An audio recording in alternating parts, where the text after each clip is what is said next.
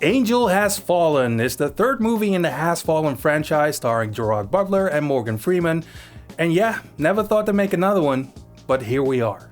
This story starts with the assassination attempt of US President Trumbull, played by Morgan Freeman. And while he's recovering from the attack, Secret Service agent Mike Banning gets wrongfully accused and taken into custody. And after escaping from the FBI, he has to find the people responsible and, brutally murder them.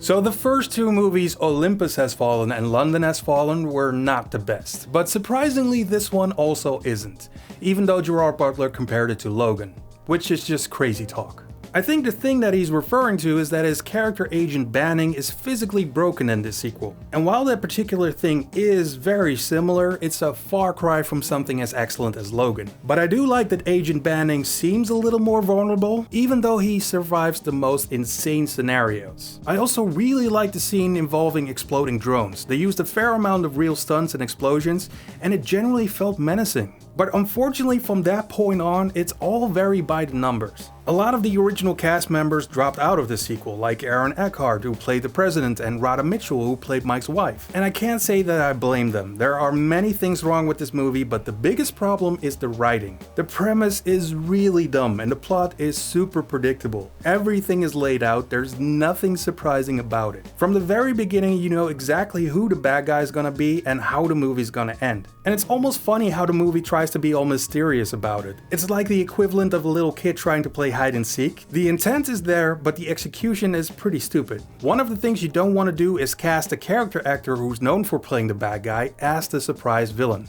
There are certain actors who are so good at playing the turncoat that you shouldn't cast them as the bad guy because we see it coming. Ladies and gentlemen, Exhibit A.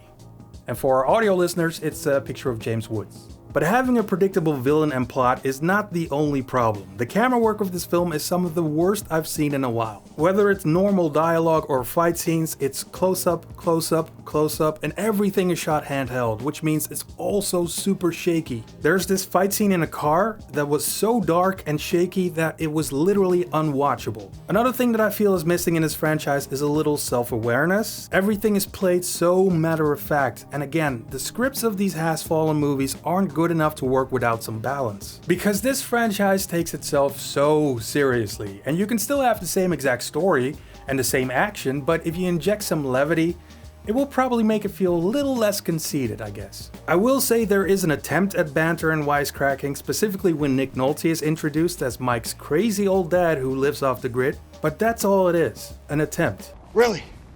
You're welcome. Jada Pinkett Smith has a part as an FBI agent, but she was pretty irrelevant to her story, and I wonder what she was doing in the movie in the first place. I would say the only redeeming element is Morgan Freeman, who always delivers, even on a bad day. But the man is 82 years old, and it's definitely starting to show.